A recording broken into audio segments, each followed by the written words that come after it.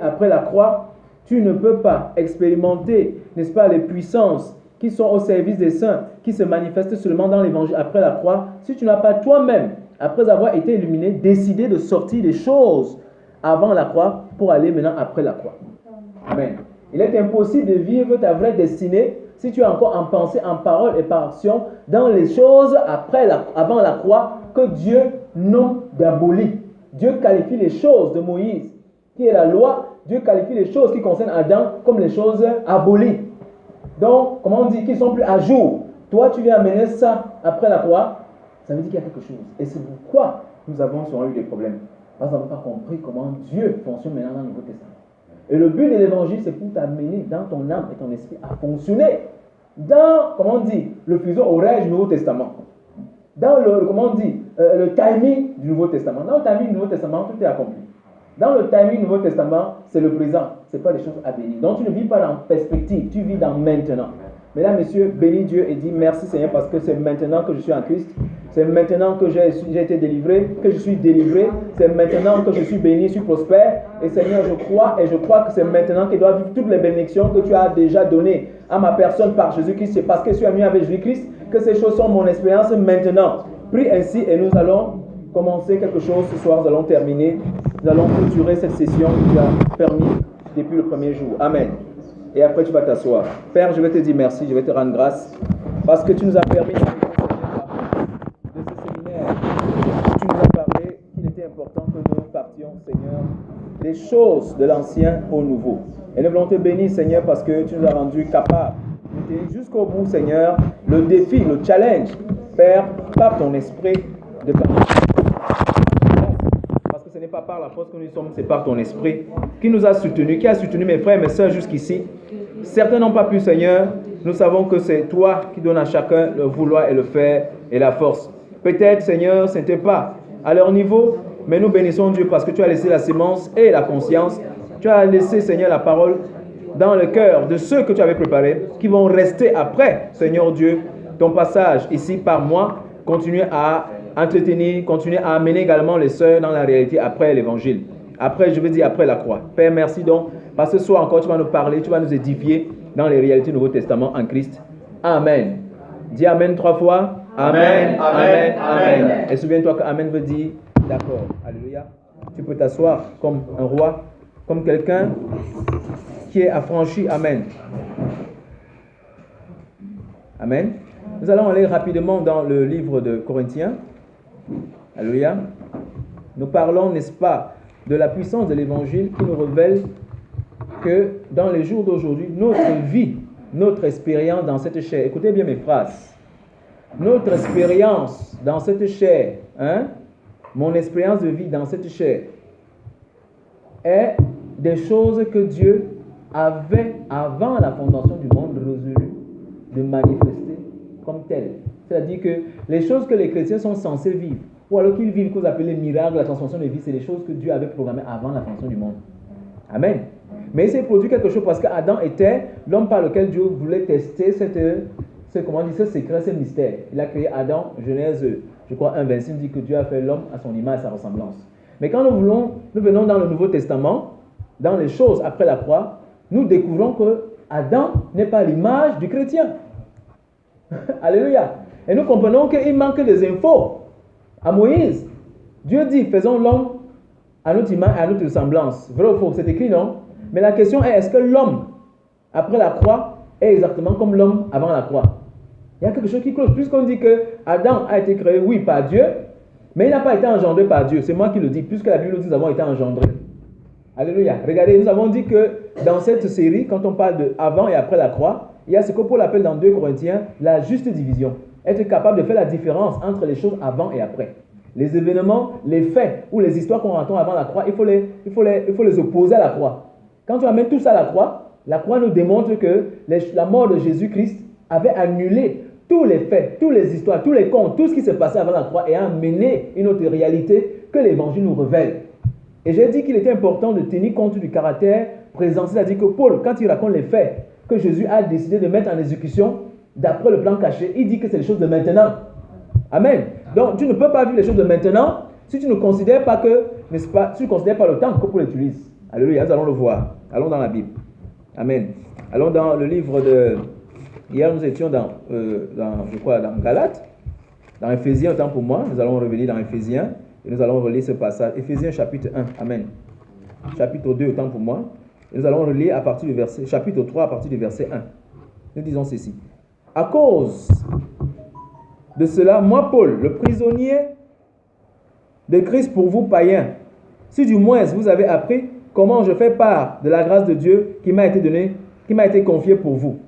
Donc, Dieu a confié par Jésus-Christ à l'Église, à l'humanité, des choses par la personne de Paul. Donc, Paul a reçu des choses. Donc, Dieu a fait de lui un intendant.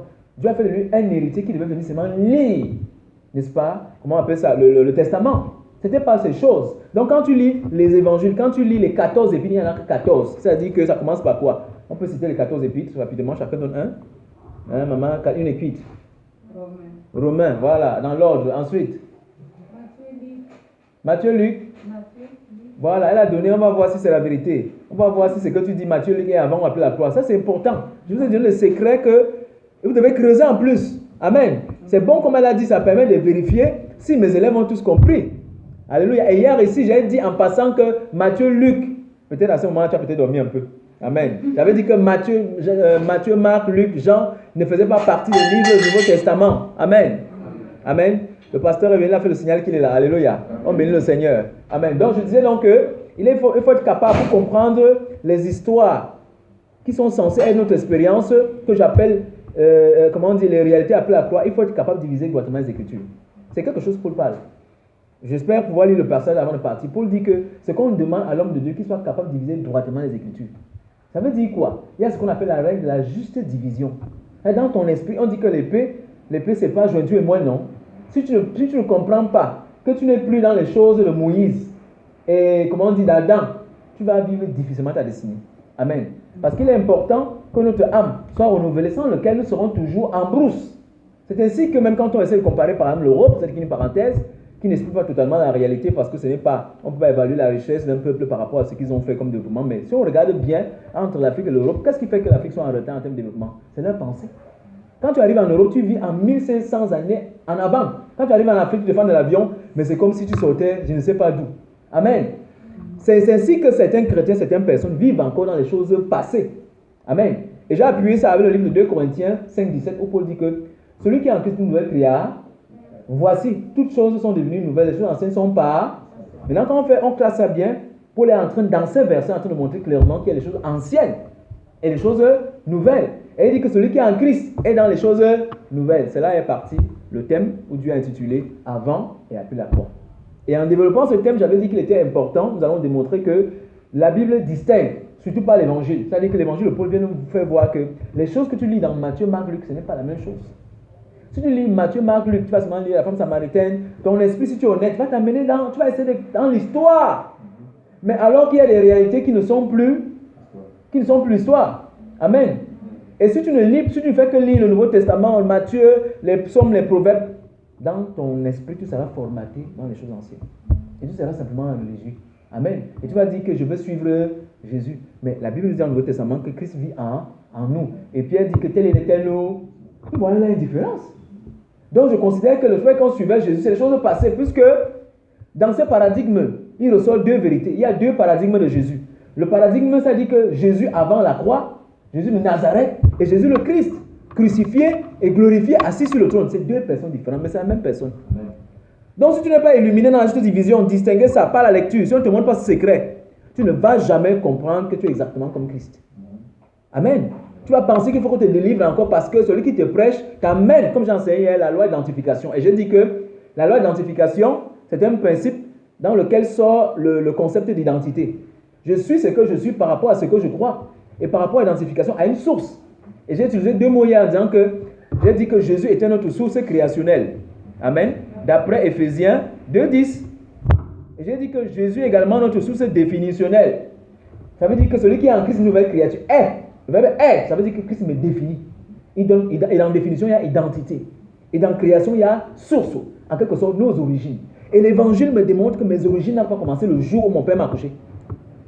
Parce que c'est quand tu arrives à l'évangile, tu comprends que Jérémie te connaissait depuis le sein de ta de ta mère, ça veut dire que Dieu te connaissait avant que tu viennes sur cette terre. Il dit que c'est moi qui t'ai fait sortir avant ta mère. Quand ta mère a posé le dernier cri, c'est une main invisible qui t'a tiré à 19h15. C'était pas ta mère. Il y a quelqu'un qui l'a aidé. Et Dieu a utilisé les lois qu'il a créées, le ventre et tout, pour que tu viennes, pour avoir le corps. Mais tu as un esprit qu'on a envoyé sur cette terre. Alléluia. C'est le Saint-Esprit qui t'a déposé. Tu as eu la même naissance comme Jésus. Les gens ne comprennent pas ça. Et Jésus venait donc par incarnation pour montrer à l'homme que vos vraies origines sont célestes. C'est pourquoi il dit que votre Père est dans les cieux. Amen. Vous n'êtes pas de cette terre. Ils ne comprenaient pas. Et Paul vient reprendre la même chose. Il dit que nous ne sommes plus redevables au monde. Amen. Paul lui va fort même. Il dit que je suis étranger au monde et le monde est devenu étranger à moi. Ça dit qu'il repasse ses amis, on ne le reconnaît plus spirituellement. C'est comme ça qu'un ami m'a croisé un jour. Il me dit, ah, le père, je vous avais dit que non, celui-là est mort. Celui-là est mort. Après, on a dit aux gens que celle qui fait le conseil est mort. Lesquels là, vraiment, tantine, tu dis que ici, c'est plus ça ici. Celle-là est morte. Tu parles de qui?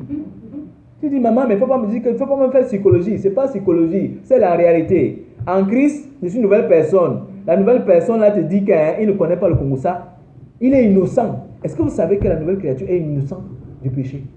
Ce n'est pas la prédication de la loi que les gens nous ont rendu conscients du péché, exactement comme dans l'Ancien Testament. Parce que la loi avait été donnée pour éveiller en l'homme la conscience du péché. Parce qu'on dit que d'Adam, jusqu'avant que la loi ne vienne, l'homme ne connaissait pas qu'il était pécheur. Il faisait n'importe quoi. Il croyait que c'était normal. Et il disait que c'est Dieu qui l'a créé comme ça. La loi était venue dire que hey, vous avez quelque chose en vous, ce n'est pas moi qui ai mis ça.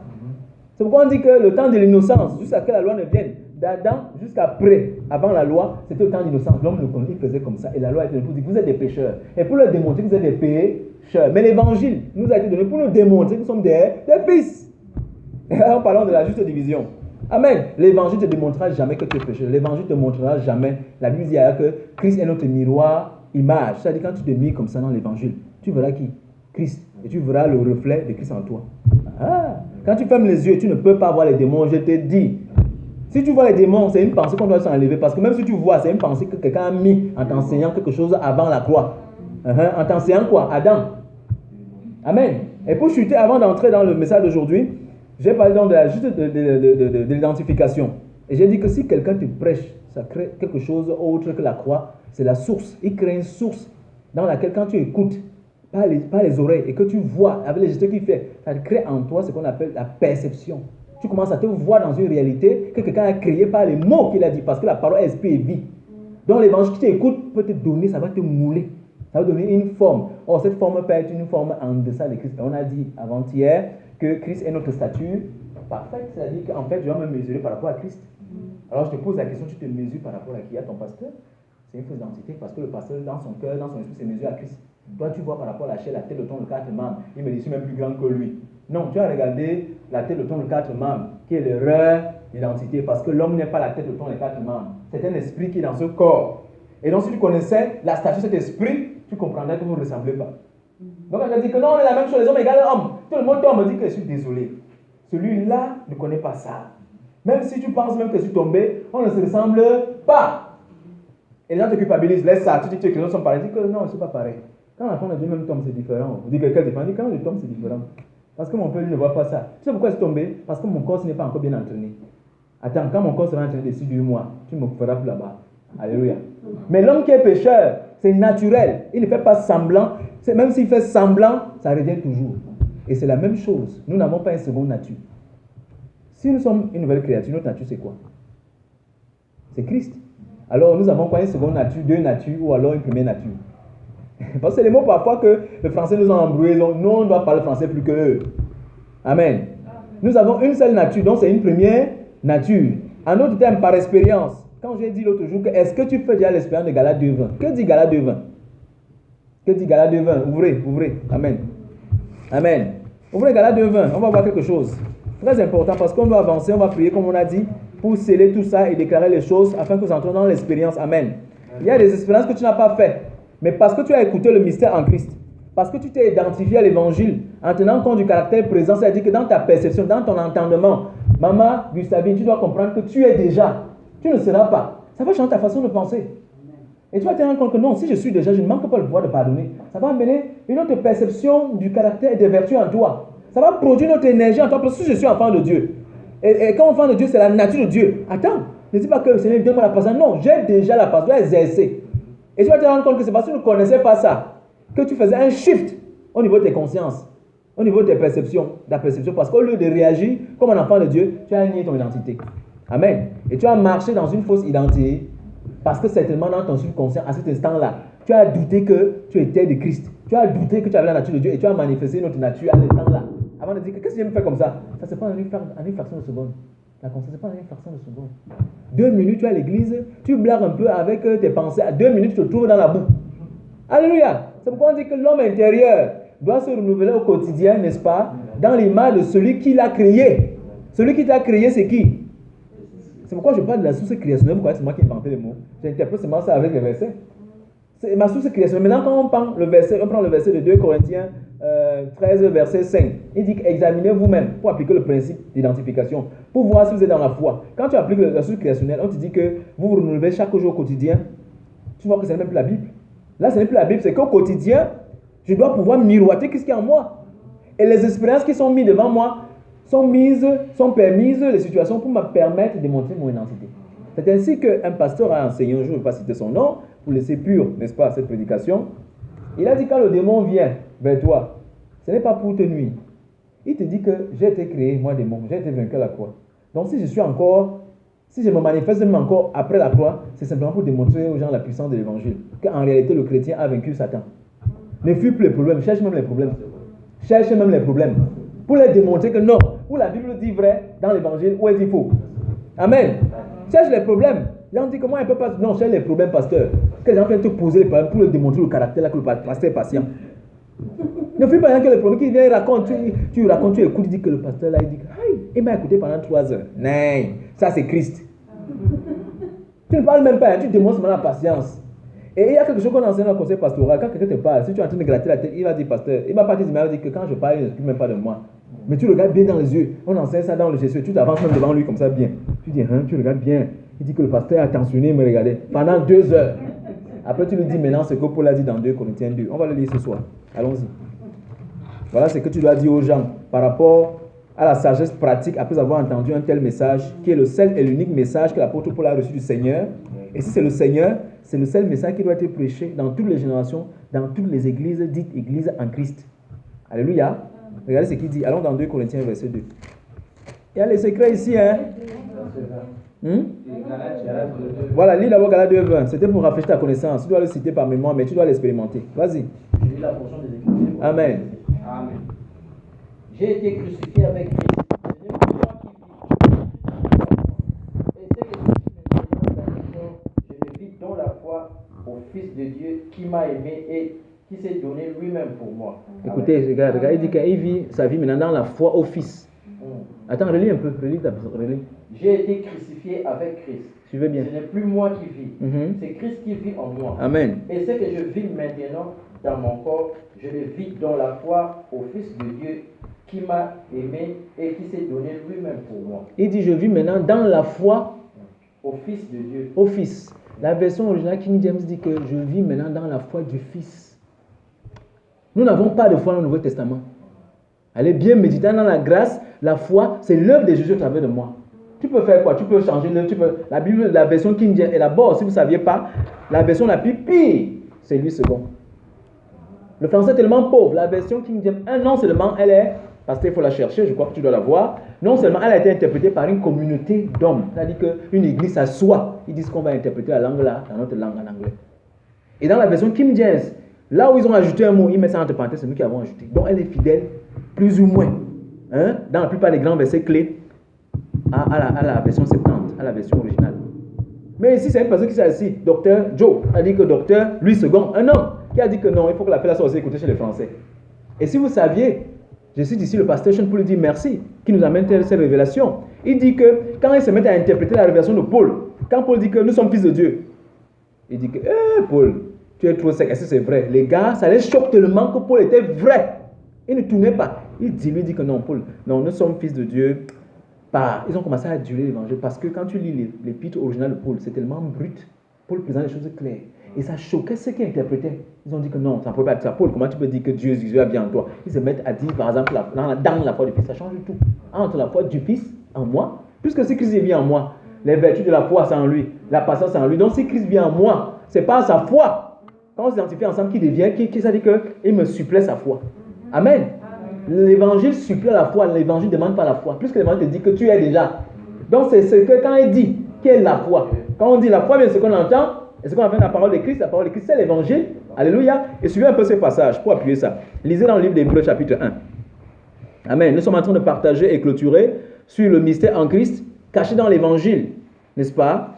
Dans l'évangile de l'apôtre Paul, il y a un mystère caché dedans. Si on ne t'explique pas, de façon suivie, systématique, tu ne peux pas comprendre le mystère selon lequel, dans l'union, à travers de l'incarnation jusqu'à l'assise, nous sommes exactement comme Christ dans cette chair. Tu ne peux pas vivre ta vraie destinée qui consiste à expérimenter dans les résultats post-résurrection, c'est-à-dire le du salut et la destinée qui découle de ce salut. Parce que notre salut, c'est ce que Christ a vécu. Donc tout ce que Christ est devenu, nous sommes devenus. Parce que la Bible dit que Jésus est devenu nous, par Adam. Maintenant, la Bible dit qu'il est lui qui n'avait pas connu le péché, il est devenu péché afin que nous devenions justice en lui. Regardez bien, ça dit que par la mort, Jésus s'identifie à Adam et tous les péchés étaient en Adam. Et quand il meurt, c'est tous les hommes, toutes les humanités sont morts en lui. Maintenant, Jésus résurrectionné, nous identifions à lui parce qu'il nous a résurrectionnés ensemble avec lui. C'est un mystère. C'est une œuvre que Dieu a fait. Et Paul dit que c'est grâce au Père que cela a été rendu possible. Maintenant, nous, après la croix, quelle est notre attitude? C'est d'accepter ce que le Père dit qu'il a fait. Tu ne t'aimes pas connu. C'est ça la foi. Accepter. Et accepter, c'est quoi? Amen. Et Amen est défini plus tard, plus loin par d'accord. Je t'ai fait, tu dis Amen. Oui, Père, je suis d'accord. C'est ça la foi. Et c'est ça le principe identification. Et le mot identification est le résumé du mot de la foi. Parce que le plus puissant mot qui résume simplement la foi, c'est s'identifier. Être d'accord. C'est pourquoi Paul dit qu'en lui nous avons été. Nous sommes maintenant en lui. J'accepte. Je n'ai pas été là. Mais Paul dit que j'ai été. Jésus m'a révélé que j'étais en lui. Comment j'ai été en lui? Parce que Dieu voyait tous les humains en Adam. Et Dieu choisit une seconde personne, comme on l'a dit hier, le second Adam, pour représenter valablement tous les hommes dans lesquels il voyait tout ce qui devait venir après lui. Donc nous dépendons non pas d'Adam, mais de Christ qui a remplacé Adam et a accompli toutes choses, a annulé toutes choses par sa mort et par sa résurrection, a ramené toutes choses nouvelles. Donc étant venu après lui, en fait nous sommes créés en lui. Amen. Et nous vivons en lui. Et comment nous vivons en lui? C'est par l'évangile que nous réalisons cela. Hébreux chapitre 1, regardez bien ce passage. Regarde bien ce passage. Après avoir autrefois, donc avant la croix, à plusieurs reprises et de plusieurs manières, parlé à nos pères par les prophètes. Quand vous allez voir ici, il fait peut-être allusion ici également à Moïse. Il y a eu, n'est-ce pas, le cas de Moïse quand il voulait délivrer l'Égypte. Dieu a parlé aux Égyptiens. Il a utilisé Hébreux chapitre 1. Hébreux c'est après Philemon. Hébreux c'est avant Jacques. Donc tu commences de la fin et tu remontes. Donc il dit que Dieu a parlé par, comment on dit, par les mouches. Il a parlé par le sang. Dieu a parlé par plusieurs manières. Ça veut dire que si avant on pouvait faire l'huile d'onction, le foulard, l'eau bénie, ça c'est des œuvres avant la croix. Le pasteur qui va dans l'Ancien Testament va prendre les choses que non, Dieu avait parlé comme s'il a menacé, après il a fait les mouches. Ça c'est la plusieurs manière comment Dieu parlait. Par plusieurs signes. Mais la Bible dit que regardez la réponse, c'est pas moi qui parle. Il dit, dans les siècles temps, dans les derniers temps c'est les temps qui suivent après la résurrection. C'est les derniers temps. Ce n'est pas les derniers temps que c'est la fin. Ce n'est pas la fin du monde qu'on parle là. Non, l'accomplissement. Donc les temps qui étaient proches, entre actes qui n'ont pas de la transition, parce qu'il y a deux générations. Paul appartient à deux générations. La génération transitionnelle, c'est-à-dire que Paul vit, comment on dit, il vit avec les 12 apôtres. Et entre-temps, on se rend compte que quand Paul commence à prêcher l'évangile, on dit que va également vers la diaspora juive. Va également, on dit que maintenant on est sauvé seulement, sans les œuvres de la loi, par Jésus-Christ. Il va les prêcher. Et plus tard, si vous lisez Actes, je crois, 26, il a appelé certains anciens, ils ont prêché, ils ont dit que nous ne croyons pas. Et la Bible dit qu'ils sont divisés. Certains ont cru, ils n'ont pas cru. Ils sont partis en discutant. Et Paul a dit que maintenant, cet évangile sera écouté et sera prêché par les païens. Et ils croiront. Donc c'est là où Paul s'est investi définitivement et totalement dans son ministère qui était vers les païens. Mais d'abord, les Juifs pour dire que c'est d'abord pour vous qu'il était venu. Mais vous n'avez pas compris la signification de la croix. Il vient en disant que voici ce que Jésus m'a dit. Il était mort pour les Juifs et pour les Grecs. Regardez, mettez-vous à jour. Et c'est pourquoi Paul parle quand vous lisez acte de transition. C'est pourquoi on parle d'histoire, acte des apôtres. Quand vous lisez très bien, c'est la transition qui s'est passée. Et la Bible dit que pendant ce temps, Hébreu explique quelque chose. Allez lire dans Hébreu 9, il dit que pendant le temps transitionnel, il savait que les gens n'avaient pas changé. Les choses du temple continuaient à être pratiquées. C'était le temps de transition. Et Jésus a prévenu, il dit qu'il y aura le feu et le sang. Il déclarait que Jérusalem, quand Rome allait entrer, allait détruire Jérusalem, ce qui constituait le symbole, n'est-ce pas, la puissance de la loi. Le temple juif, quand il sera détruit, ce sera le signe dans l'histoire du monde que l'affaire là est finie. Imaginez qu'on attaque, n'est-ce pas, le palais de la Turquie. On détruit ça comme il a fallu un attentat ici. Ça veut dire que le règne de ce monsieur est fini et ceux qui allaient prendre aller prendre les rênes des choses. Amen. Plus que les idéaux de l'État, le palais de la justice sont l'institution. Maintenant, quand on détruit par la justice, ça veut dire que ça n'existe plus. Et quand Jérusalem, il y a eu le feu, et il a parlé de ça, plus dans Matthieu, il a dit qu'il y aura le feu. Tout sera détruit. Il dit que tout ce que vous voyez là sera détruit. Jésus parlait de la prophétie qui devait se passer. Et il avait dit aujourd'hui, si vous croyez que vous serez détruit dans ce feu. Et quand vous lisez, on dit l'enfer, ça dit qu'à Madon, on ne sait pourquoi il y avait une fossé où en fait les gens allaient se cacher, les juifs pendant la persécution, ils partaient se cacher. Et Jésus dit donc, il appelle, je ne sais pas comment l'enfer, il y a un thème là, il dit l'enfer. C'est là-bas que les juifs, il leur disait que si vous ne croyez pas en moi, quand la guerre sera, vous serez brûlés et vous serez dans l'enfer. Parce que c'était une grande fossé, on partait jeter tout, on brûlait tout. Cette image est restée, les gens ont dit que l'enfer existe. Jésus prenait l'exemple avec une grande poubelle qui est comme un fossé, qu'on brûle tout. Il disait que c'est là-bas qu'on va vous brûler. Et quand il y a la guerre, il y a les juifs qu'on a entassé les corps. Allez lire l'histoire. Beaucoup de juifs qui n'ont pas cru, qui n'ont pas discerné le temps de transition. Ils sont morts. Jésus les avait prévenus. Donc, est-ce que c'est Jésus qui voulait les tuer? Il disait que non. Le Père a un plan d'exécution. Et ce règne se passera par l'obéissance, c'est-à-dire que l'obéissance au Fils, la soumission au Fils, qui est le Fils de Dieu, représentant le règne de Dieu sur cette terre, qui est le dernier royaume, à qui tout le monde a sa structure parce que Dieu vous a créé pour adorer un seul Dieu. Amen. Et aujourd'hui encore, certains seront détruits avec le système du monde parce qu'ils ne croient pas en Dieu. Ils sont même détruits parce qu'ils ne croient pas en Jésus. Alléluia. Amen. Regardez ce qu'il dit maintenant. Il dit pourquoi? Dieu, dans ces derniers temps, nous a parlé par le Fils. Regardez le temps. Nous a déjà parlé. Maintenant, quand tu peux tirer avec, comment il nous a parlé? Par l'évangile. Jésus vient se révéler à Paul, il dit que Paul écoute. Pierre, Jean, Matthieu n'ont pas compris ce qui s'est passé. J'ai essayé de parler ça à Matthieu dans Jean 16. Quand vous lisez dans Jean 16, il dit que Matthieu, il est bon que je m'en aille. Il dit que Pierre dit que non, Jésus, pourquoi tu veux t'en aller? Il s'est tué. Il s'est rendu compte qu'il n'est pas prêt. C'est comme le pasteur peut-être veut vous distancer, mais sans que l'église n'est pas prête. Certains ne sont pas venus parce qu'ils ne sont pas prêts. Mais tu montes ou pas, tu dois boire la nourriture solide. Et Paul a dit que dépassons les choses si Dieu le permet. Les trucs de baptême, c'est si, hein, il a tombé dans le péché, vraiment, pasteur, je ne suis pas content, la chorale, des disputes. Montons aux choses matures. Est-ce que vous savez que vous êtes comme Dieu? Oh, Paul, tu exagères. Il dit, vous voulez que vous dise même, nous ne mourrons plus. Il dit, vous ne comprenez pas. Je passe. Pas dans Corinthiens 15 à la fin, il dit, est-ce que vous savez que ce que Jésus a fait là va amener les hommes à expérimenter l'immortalité? Et la science est en train d'expérimenter des découvertes parce qu'en fait, je vous ai dit hier que ce qui s'est passé à la croix, c'était le plus grand sommet où Dieu, le Père, s'est assis comme dans une table. Ils ont dit que voilà ce qu'on a décidé. On va l'exécuter par l'événement de la croix. Donc en fait, c'était le plus grand sommet de Golgotha où Dieu s'est assis. Il a redéfini la destinée de l'homme. Il a redéfini la destinée, n'est-ce pas, des générations, en tenant compte de ce qu'il avait résolu avant la fondation du monde. Pas à partir d'Adam, pas après la chute. Parce qu'en fait, l'œuvre de la croix, l'évangile ne nous ramène pas à Adam. Il ne nous ramène pas à avant Adam, parce qu'il y a deux Adam. Il y a Adam avant le péché, avant la chute, et il y a Adam après la chute. De toute façon, quels que soient les deux, tu es en Adam. Mais la Bible dit qu'avant la fondation du monde, Éphésiens 1, Dieu nous avait prédestiné en Jésus-Christ. Donc quand il choisit Jésus, avance, nous étions en lui. Donc il nous a préservés pour nous manifester après. Mais entre-temps, Adam a péché. Ça a amené un élément étranger dans l'atmosphère, le cosmos des humains. Dieu a dit que non. Cette affaire de péché, la rébellion a modifié le règne des choses. Mais ça n'a pas annulé son plan. Parce que Dieu a toujours eu un seul plan, pas le plan B. Lisez bien. Puisqu'il vient exécuter le plan quand les temps étaient accomplis. Amen. Finissons ce verset, on va le démontrer. Il dit, il a parlé par le Fils. Regardez bien le temps. Il avait déjà parlé. Donc ne parle pas autre chose en dehors de ce que le Fils a dit. Papa peut bien parler maintenant, tu viens encore parler après. Même quand le pasteur finit de conclure la prière, il ne vient plus bavarder certaines choses. Il vient seulement dire peut-être des annonces. Ne fais pas les commentaires, il a parlé. Sous l'inspiration, tu viens encore faire les commentaires. Mais vous blaguez. Le président finit de faire le discours, tu viens faire. Bon, quand le président a dit, on va te couper les têtes. Que tu comprends même, tu peux interpréter, tu sais ce qu'il disait même, quel esprit l'animait. Amen. Donc nous venons aujourd'hui répéter ce que Christ a dit. Donc si Christ n'a pas appelé dans son ministère, ne répète pas autre chose. Si tu n'es pas sûr que tu as sa pensée, comme Paul dit, répétez sa pensée, ne parle pas à son peuple pour qui il est mort.